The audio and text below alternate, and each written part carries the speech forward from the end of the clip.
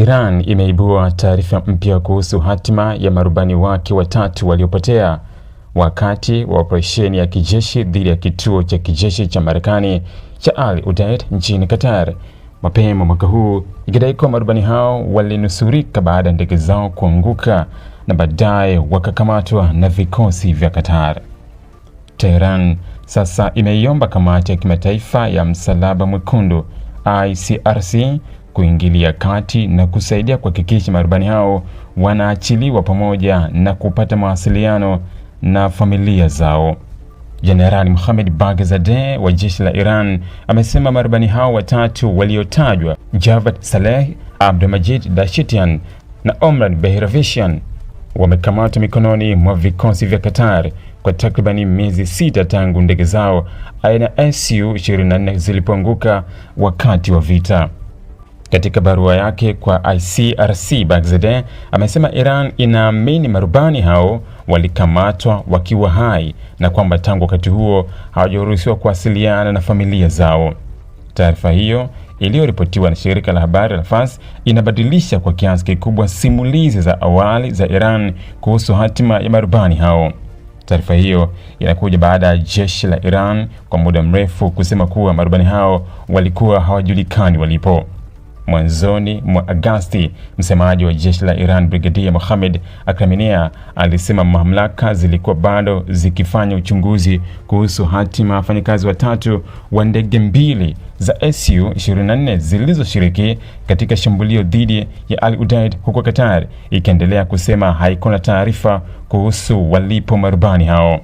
Operesheni hiyo ilifanyika Machi 2 mwaka 2026 wakati vita kati ya Iran na muungano unaoongozwa na Marekani na Israel. Kwa mujibu wa taarifa za jeshi la Iran, ndege mbili za Su-24 ziliondoka katika kituo cha Shahid Doran mjini Shiraz na kuelekea kushambulia Al Udeid, kituo muhimu cha kijeshi cha Marekani nchini Qatar. Iran ilisema ndege hizo ziliruka kwa mwinuko wa chini ili kukwepa mifumo ya ulinzi wa rada kabla ya kufika katika eneo la tukio, lakini zilikumbwa na mashambulizi wakati wa safari ya kurejea. Katika operesheni hiyo, mmoja wa marubani hao, Brigadier General Majid Kazemi, alitangazwa baadaye kuwa amefariki. Jeshi la Iran lilisema vipimo vya DNA vilithibitisha utambulisho wa Kazemi na mwili wake ukarejeshwa Iran baada ya kukaa nje ya nchi kwa miezi kadhaa. Jeshi hilo lilisema wakati huo kwamba juhudi za kubaini hatima ya wanajeshi wengine watatu waliokuwa ndani ya ndege mbili zilikuwa zinaendelea.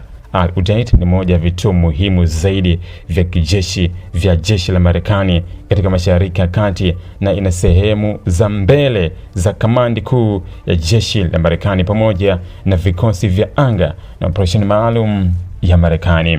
Kwa sababu ya muhimu wake wa kimkakati, shambulio la Iran dhidi ya kituo hicho lilikuwa sehemu muhimu ya mapambano yaliyopanuka kutoka Iran hadi katika vituo vya Marekani vivoko katika nchi za Ghuba. Iran imekuwa ikidai kwa mashambulizi yake yalilenga uwezo wa kijeshi wa Marekani katika eneo hilo.